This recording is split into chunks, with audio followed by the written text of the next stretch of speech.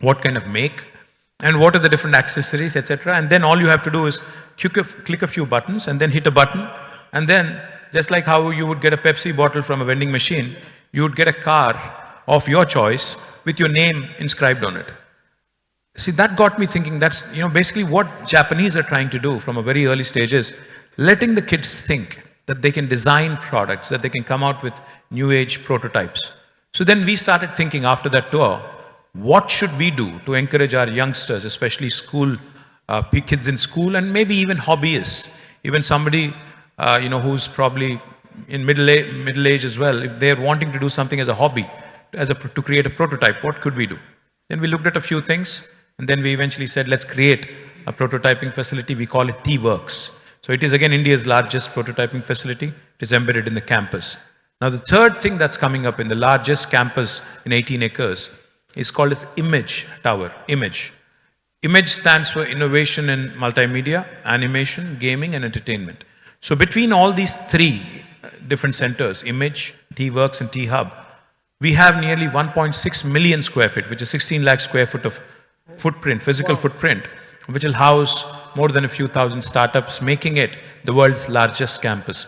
So our ambition was not to compete with Bangalore or anybody in India, but to actually make a global impact, and that's exactly what we achieved in a short span. Very, very short span. It was brilliant. Telangana was founded on June 2014 with a per capita income of 1,24,000. And now in 23-24, the per capita income is 3,56,000. One of the highest, or you mentioned to me, it is the highest per capita in the world. That means 193% above the national average. So how did this happen? Well, like I said, Telangana was formed not by luck or by chance. It took a lot of pluck, a lot of hard work, led by our leader, Mr. KCR. We fought really hard to make this state happen. So when the state happened, when the state actually was formed, we took it upon, this job as a challenge, as a task. We didn't look at it as just any other job, being a minister, being in government, doing fancy things, going one day and cutting a ribbon and saying hello and, posing for pictures, etc. We worked on getting our basics sorted. See, I'm a huge fan of your state, Kerala, because, when I was a student in school, I used to hear about how Kerala has achieved 100% literacy, etc. So even we wanted to start focusing on basics. Our power situation, our electricity situation was bad. We were a power deficit state. We wanted to become self-sufficient and then later surplus.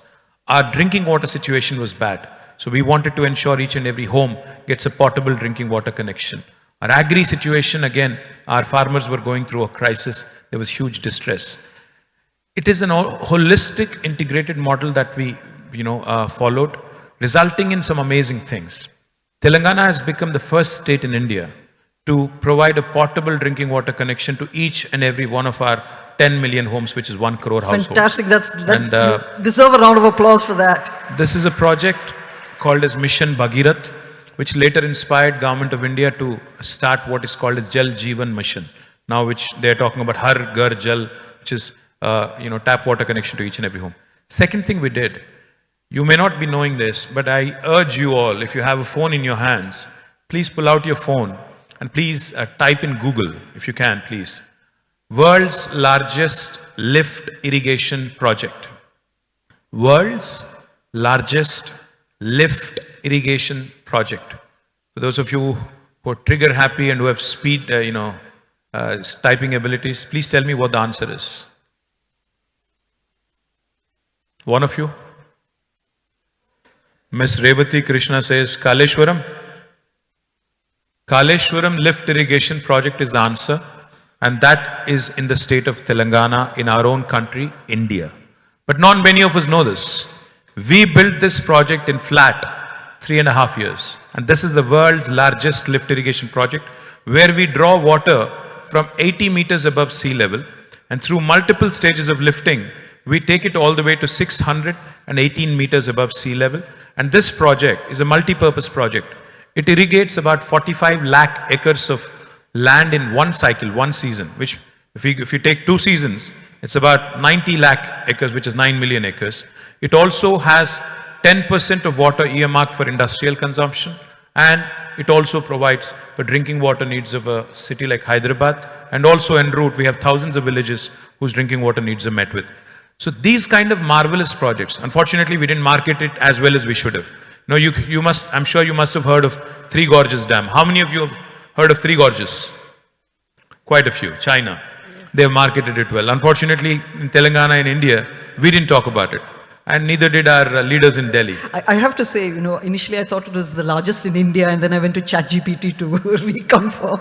It is actually the largest in the world. It was amazing to see that. So combination of all this, drinking water, power, and irrigation, industry and IT, of course. So today we dominate, not just in IT exports in India. We are the leading paddy producer in the country.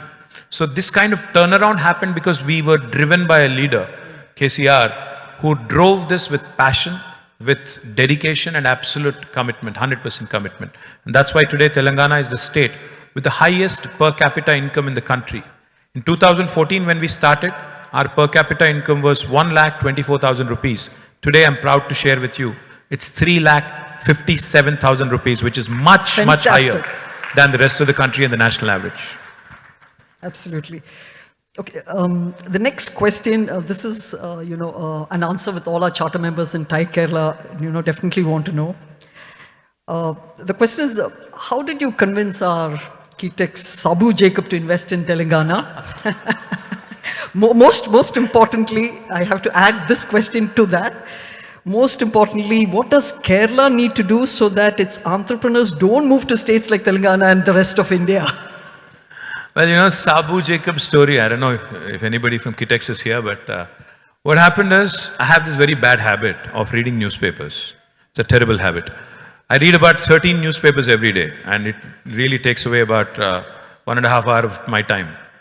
So one morning, I was reading Economic Times, and I see this news article, which said, Kitex Group wants to move its 3,000 plus crores of business to another location. It didn't say where, when, etc.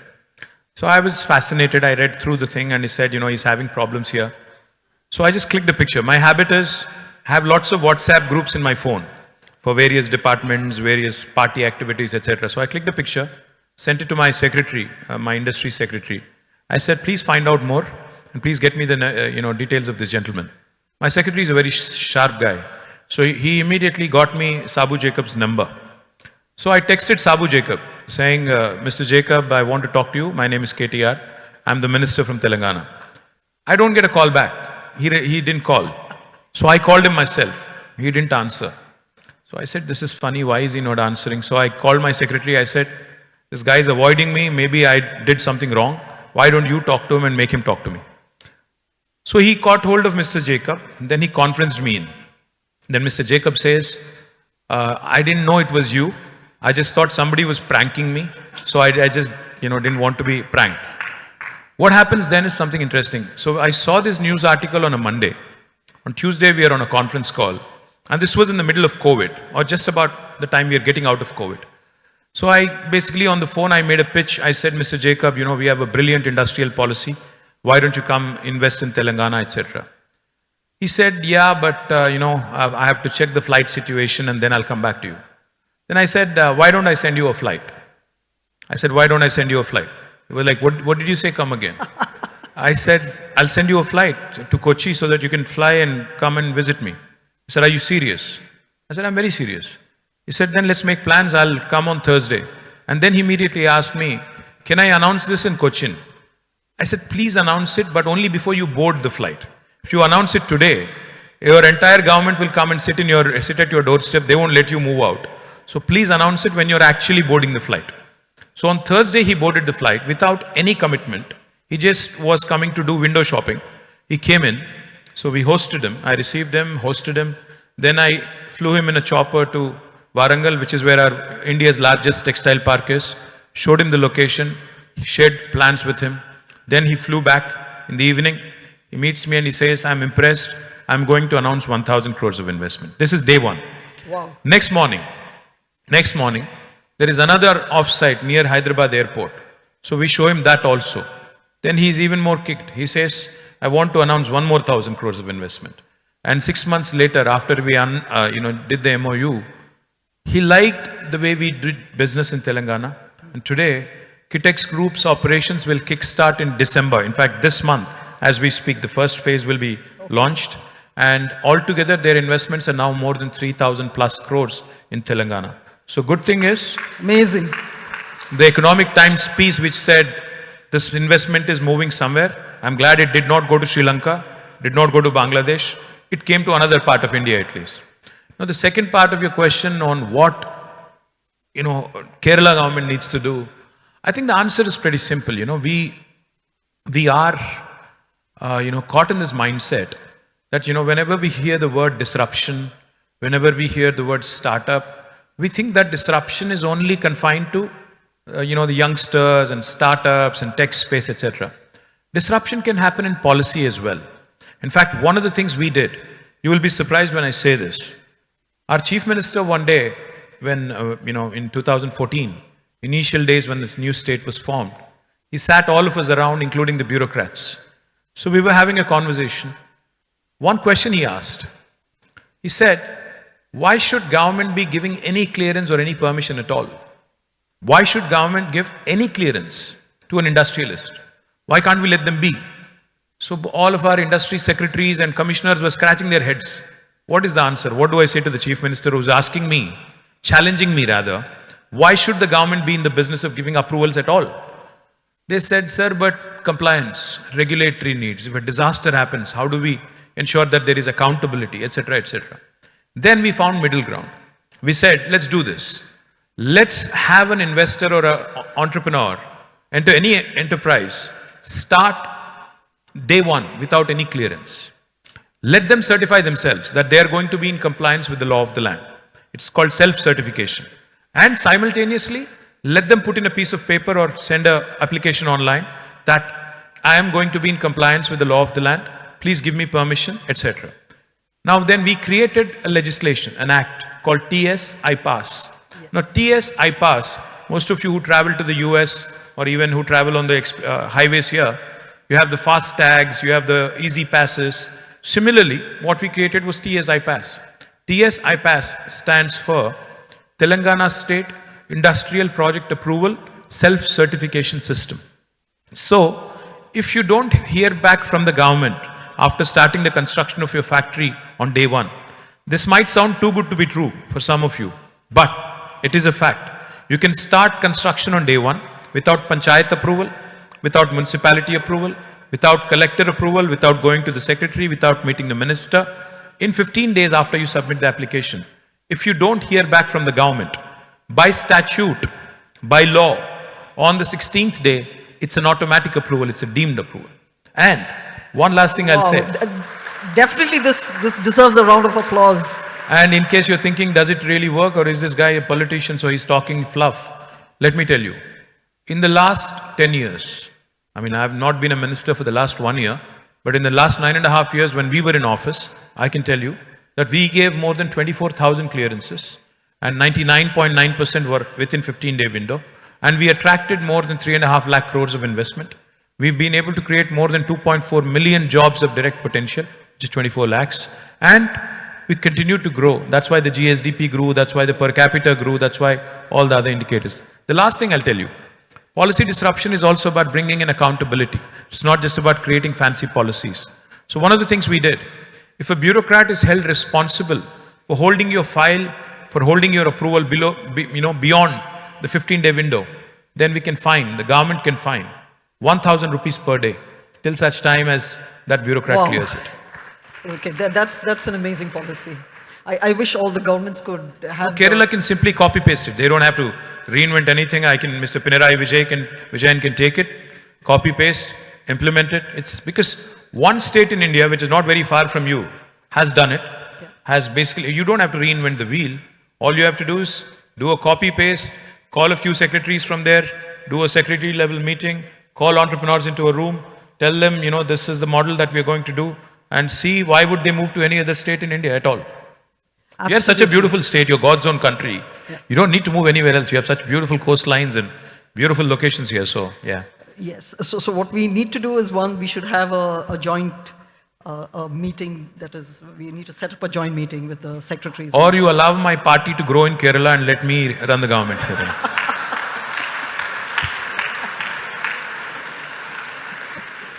The Congress fellows, the BJP fellows and CPM, all of them will now crucify me the minute I get out of here. I have a target on my back. Okay. Can you elaborate on the impact of WeHub initiative for women entrepreneurs in Telangana?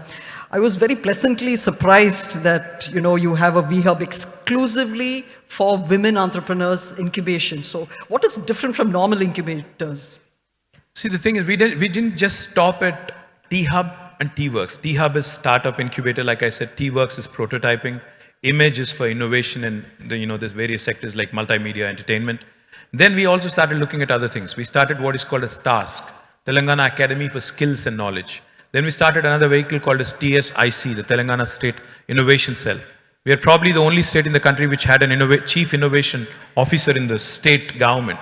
And then in 2017 November, we hosted Prime Minister Modi and President Trump's daughter, the advisor to US government, Ivanka Trump, in Hyderabad in an event called as Global Entrepreneurship Summit.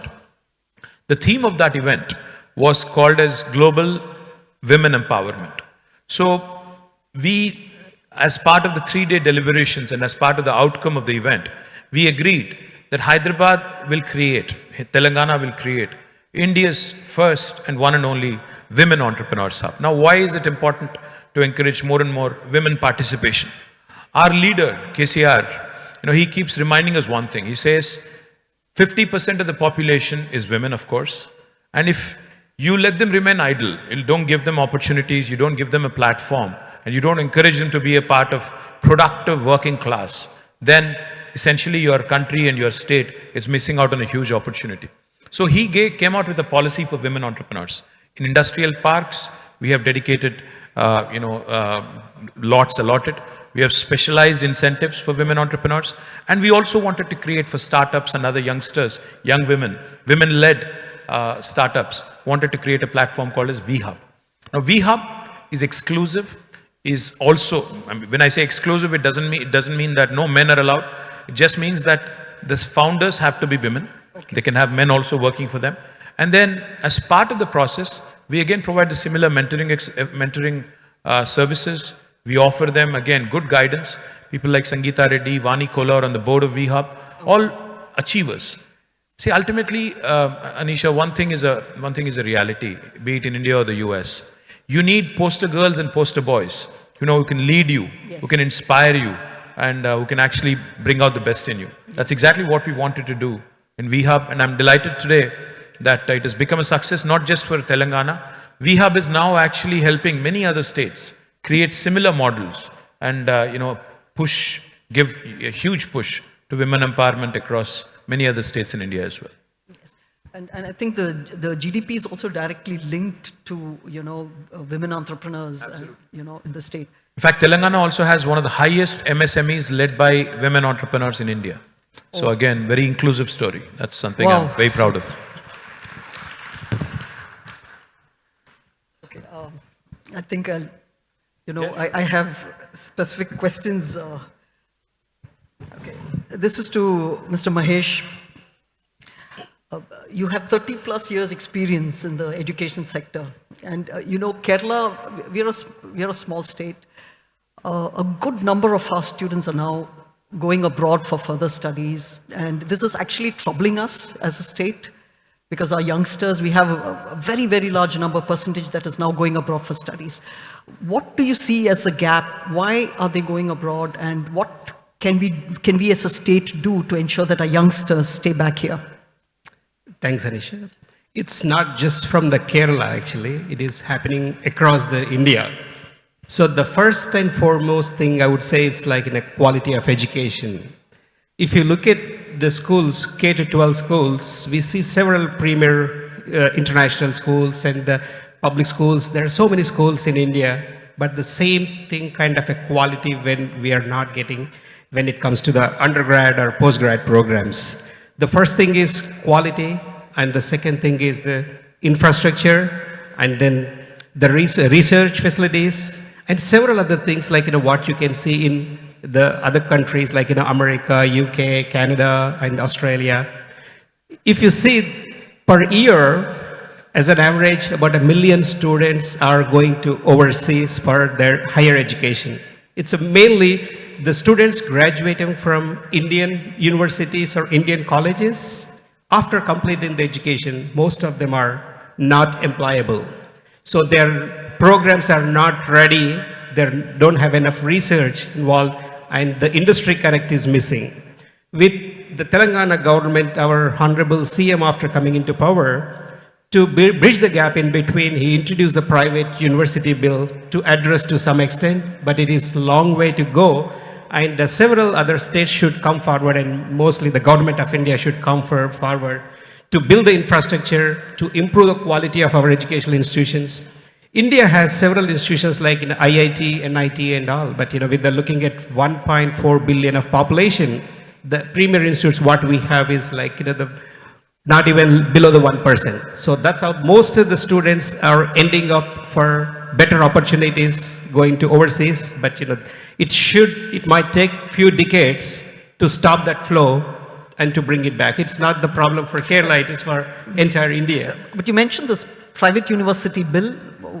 Yeah, it's now the government of Telangana under the leadership of KCR introduced the private universities and encouraging, because there are several courses, they have to go through the certain approvals of AICTE and the nomenclature, you can only offer certain courses. But with the private university bill, they can offer any number of courses, like they can come up with the industry connect courses. Okay. This question anybody can answer. I mean, it's bothering me a lot. We have, recently we heard 38% of IIT graduates remain unplaced in 2024. That's around 8,000 students. What is the gap? Where did we go wrong? Why did that happen? Well, 38%, I've seen the statistic also. It's slightly misleading also. I think most of them actually are offering or are opting to start their own enterprises also. We typically go by this barometer of placements and how many people are actually getting a job, etc. But being self-employed, being a founder of a startup also should be counted. I'm not sure if that 36% actually is an accurate reflection of the reality of IITs and IIMs, which I have my doubts. And second thing is, yes, I think the aspirations have gone up tremendously. Today, kids don't want to settle for anything less than what they really feel they're qualified for. So they don't want to settle for a second or a third option that they had in mind. So it's one of those things. I don't think the situation is as bad as it is being made out to be. But yes, the unemployment situation is of course there. I will not deny it. But IITs and IIMs are the elite institutions of India. In fact, if you remember, Google is also being run by an IIT student from India. So I think our kids are very capable. They're able to run some of the best enterprises in the world. There's no reason for us to be overtly concerned.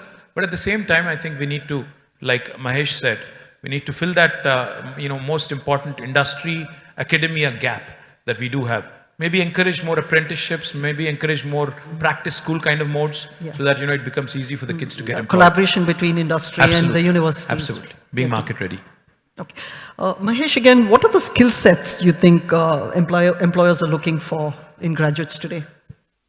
Mostly now you can see everybody is talking about IT and AI lately with the data sciences and all. Globally, like including the Middle East or even in India, the construction industry is booming. But most of the parents or even most of the students, they want to get into IT. The process, like the way the mindset has to be changed, and there are several opportunities, like I've been talking to so many when it comes to the America or Australia. They choose their passion as their course. It's unlike doctors or engineers. So there are opportunities in every sector. So some of them can go as a psychologist, some of them can go into the media. The unlimited opportunities in overseas. So that's how you need to aim at what you like. Okay. Thank you, Mahesh. Okay, Murli, this is my one big question to you. You are the TiE Global Vice Chair, and you were also the chair of TGS Hyderabad. Okay, so what does TiE Kerala need to do to get the opportunity to do a TGS here? Offer him really good Malabar chicken curry and Malabar fish curry. He loves it. So, TiE Kerala did pitch, 2 years back we did pitch, and now it's gone to Bangalore, and then it's gone to Rajasthan. So we're waiting for our turn. So what do we need to do, Murli? That's the first question. Second question is, after you did the TGS at Hyderabad, what is the impact it had on the ecosystem there?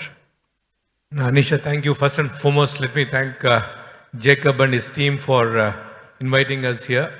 And I do need to say thanks to your husband for arm twisting me so that I get to spend time with my brother. For the people who have been to Hyderabad for TGS 22, while I know Honorable Minister, ex-minister, but he's still a minister for me in my mind, KTR garu, I dearly call him and endearingly call him Anna. So for giving me the opportunity to spend some time with him today. So, to answer your first question, Anisha, even for Hyderabad, even though I'm one of the 3 founders for the TiE Global Summit as a property for TiE Global, 2017, when Hyderabad was hosting Global Entrepreneurship Summit, we had the opportunity to pitch to the government of Telangana under the auspices of the then Honorable Minister KTR Garu, who was the Minister for IT and Industries, and we said we would like to bring the TiE Global Summit to Hyderabad. And only one thing which KTR said that day, Murli, whatever it takes, right? The government of Telangana will support the TiE Global if we have to bring the TiE Global Summit. So Kerala government has to say that to TiE Kerala so that we can do the TiE Global Summit in Kerala. And that day we can get that confidence to the Global Board of Trustees. I think we can do that. And even in the case of Bangalore and Rajasthan, that is exactly what had happened. We had a very promising promise from both the state governments that they will support from the infrastructure point of view in every way in which they can support the success of TiE Global Summit.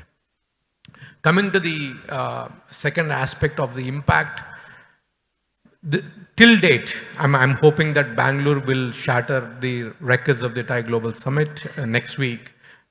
Till date, the Hyderabad TiE Global Summit in 2022 is the largest summit of the TiE Global, right? More than 3,300 people were there. And the biggest impact is almost about 1,300 people going through the master classes for those 2 days, right?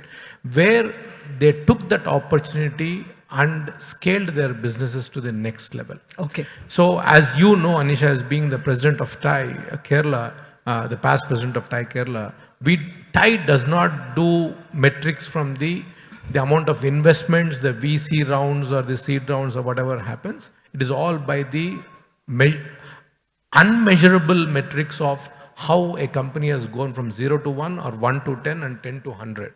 So that's the impact in the entire ecosystem, not just in Hyderabad, but throughout the global ecosystem TiE Hyderabad Global Summit has played.